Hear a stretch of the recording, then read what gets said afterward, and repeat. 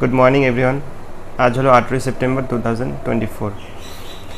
তো গতকালকে আমি কোনো ট্রেড এক্সিকিউট করিনি, তার কারণ বাড়িতে আমার একটু ঝামেলা থাকার জন্য কালকে আমি মার্কেট খুলেও দেখিনি। তো পরে গিয়ে দেখলাম মার্কেট কালকে সাইডওয়েজের জোনে ছিল, তাই না? একটা সাইডওয়েজ মার্কেট ছিল, তো সেটা আমার পক্ষে অবশ্যই ভালো। কালকে সাইডওয়েজ মার্কেটে আমি অ্যাক্টিভ ছিলাম না। অ্যাক্টিভ থাকলে সাধারণত সাইডওয়েজ মার্কেটে অপশন বায়ারদের একটু অসুবিধা হয়, তাই না?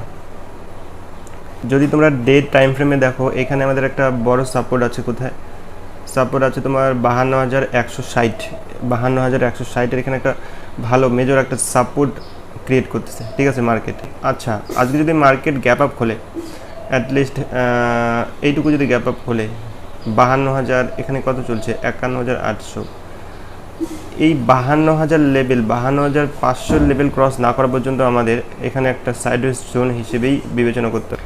তো আজকের মার্কেটে কি করা যেতে পারে? দেখো, আজকের মার্কেটে একটা সাপোর্ট জোনে অবশ্যই আছে। এই সাপোর্টটা ভাঙা অতটা সহজ হবে না মার্কেটের পক্ষে। তো আমি চলে যাই 1 আওয়ার টাইম ফ্রেমে। 1 আওয়ার টাইম ফ্রেমে তুমি যদি দেখার চেষ্টা করো, মার্কেট ওই তো সাপোর্ট ক্রিয়েট করেছে, তাই না? সাপোর্ট ক্রিয়েট করেছে 1 আওয়ার টাইম ফ্রেম। 1 আওয়ারের ক্যান্ডেলে যদি দেখো, এখানে মার্কেট যদি আমাদের আজকে ডাউন খুলে, ডাউন খুললে কোনটা খুলবে? ডাউন যদি খুলে আমাদের 52,000-এর নিচে ডাউন খুলে, তাহলে অবশ্যই আমি এখানে একটা কিক দেখব, সেলিং সাইড। কখন? যদি মার্কেট আজকে গ্যাপ ডাউন খোলে, এবং গ্যাপ ডাউন খোলার পর কি করে মার্কেট যদি আমাদের এখানে টাইম স্পেন্ড করার পরে এই লেভেলটা ক্রস করে দেয়, 52,000 লেভেলটা ক্রস করে দেয়, আমি অবশ্যই এখানে আজকে ডাউন সাইড ট্রেড নেওয়ার চেষ্টা করব। কিন্তু যদি মার্কেট এখানে 52 এইসব ডাউন খোলার ফলে সাপোর্ট নেয় এবং প্রিভিয়াস যে ক্লোজিংকে ব্রেক করে একটা ক্যান্ডেল ক্লোজিং দেয়, তাহলে আমি এখানে একটা কল সাইড ট্রেড নেওয়ার চেষ্টা করব, ঠিক আছে? মার্কেট দেখো সাইডওয়েজ হওয়ার একটা চান্স আছে আজকে। 52,177-এ খুলছে। 52,177 কোথায় গেল? 52,177, এই তো এইসব জোনে। যদি এই জোনে খোলার পরে মার্কেট এখান থেকে সাপোর্ট নিয়ে এইটাকে ক্রস করে, কোনটাকে ক্রস করবে মার্কেট টাইম স্পেন্ড করার পর? এখানে যদি এটা তো সাইডওয়েজ জোন, এখানে এই জোনটাতে আমি কোনো ট্রেড নিব না, ঠিক আছে? এই যে এইটুকু জোন আছে, কোনটা?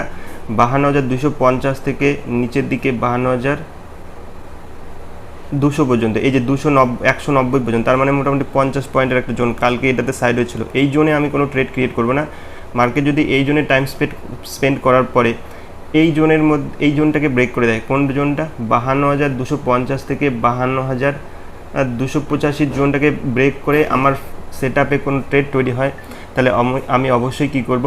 একটা কল সাইড ট্রেড নেওয়ার চেষ্টা করব। আর যদি মার্কেট এখান থেকে ডাউন হওয়ার চেষ্টা করলেও আমি মার্কেটে ট্রেড নিব অবশ্যই এই জোনটাকে ব্রেক করার পর। কোনটা? 52,000 লেভেলকে ব্রেক করার পর। তো এটাই হলো আমার আজকের প্ল্যানিং।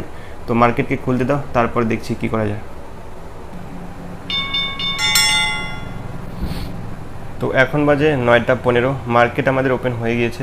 তো দেখা যাক মার্কেট কী ধরনের পরিস্থিতি সৃষ্টি করে, মানে কীরকম সিচুয়েশন তৈরি হয়, তার উপর ডিপেন্ড করে আমি আমার আজকে ট্রেডটা ক্রিয়েট করব, ঠিক আছে?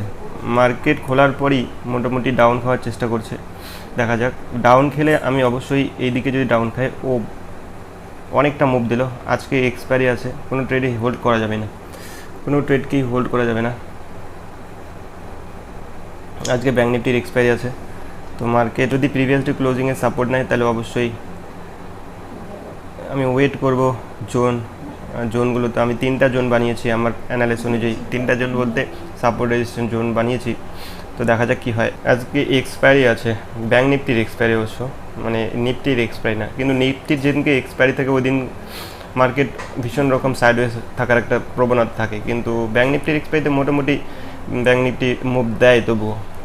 তো আমি একটু পরে তোমাদেরকে জানাচ্ছি। আমি দেখি মার্কেটকে অ্যানালাইজ করার পর যদি কোনো ট্রেড ক্রিয়েট হয় অবশ্যই জানাচ্ছি। এখন বাজে 9টা 21।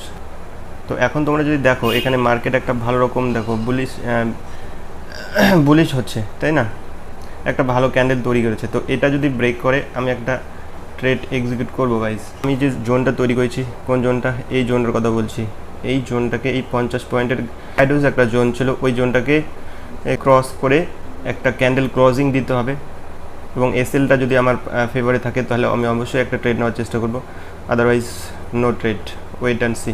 গাইস, আমি এখানে একটা কল সাইড ট্রেড নিব, 52,100 কল সাইড ট্রেড ক্রিয়েট করব।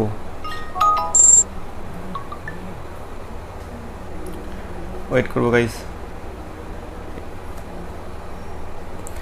বাইং কত হয়েছে দেখে নেই আমি। আমার বাইং হয়েছে 261 টাকায় গাইস, 261 টাকা, 262 টাকায় বাইং হয়ে গেছে। তো এখন আমি এই জায়গাটা একটু ওয়েট করব, এখান থেকে ভালো একটা ফল আসতে পারে, ফল তো সরি, এখান থেকে ভালো একটা বাইং আসতে পারে গাইস। তো তার জন্য আমি এখান থেকে একটু ওয়েট করব।